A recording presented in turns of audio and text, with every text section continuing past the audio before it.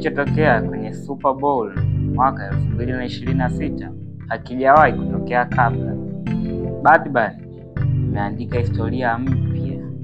Wengine wanamsifia, wengine wanamshambulia vikali, lakini swali ni moja tu.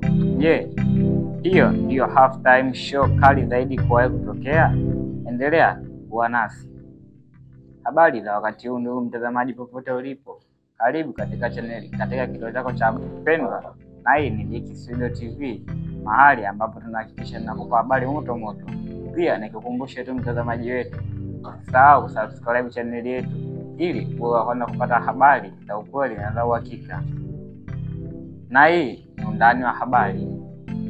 Dunia mzima imeamka na gumzo kubwa baada ya Super Bowl 2026 ambapo msanii maarufu wa muziki wa Latini na reggaeton Bad Bunny alifanya onyesho la halftime lililoacha historia kubwa.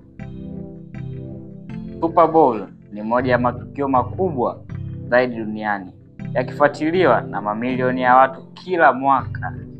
Lakini mwaka huu, yani 2026, macho yote yalielekezwa kwa Bad Bunny ambaye alipewa jukumu la kuongoza halftime show, jukumu ambalo si kila msanii ulipata.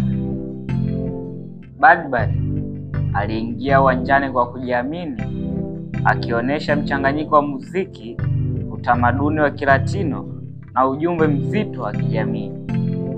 Onyesho lake lilijaa nishati, dance kali, mwanga wa kisasa na muziki uliowafanya mashabiki kusimama kutoka kwenye viti vyao.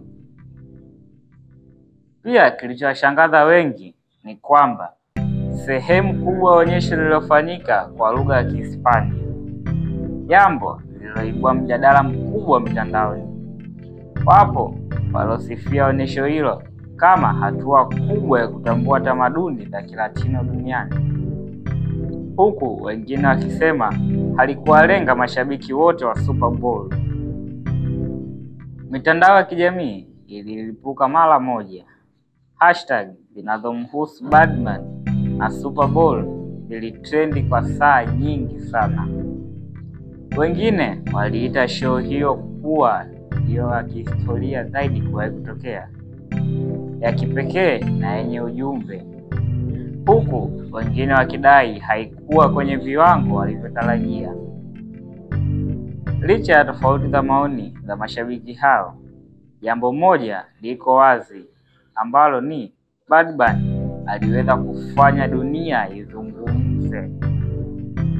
Onyesho lake limeingia kwenye orodha ya halftime show zinazozungumzwa zaidi katika historia ya Super Bowl duniani kwa sasa. Na kwa upande wa tasnia ya muziki, hii ni hatua nyingine kubwa kwa wasanii wa Latini, ikionyesha wazi kuwa muziki hauna mipaka ya lugha wala taifa. Mwisho wa yote, Super Bowl mwaka 2026 haikutambukwa tu kwa mchezo wa mpira, bali pia kwa onyesho la Bad Bunny lililogusa, kugawa maoni na kuandika historia mpya. Je, wewe una maoni gani kuhusu onyesho la Bad Bunny kwenye Super Bowl 2026? Je, lilikuwa kali au la? Tuandikie maoni yako hapo chini. Usisahau kucomment. Pia nikukumbushe tu, jambo kubwa ni usisahau kusubscribe, like na kushare ili uweze kuwa mwanakikundi wetu wa Dicky Studio TV na uweze kujivinjari habari moto moto kutoka pande zote za dunia.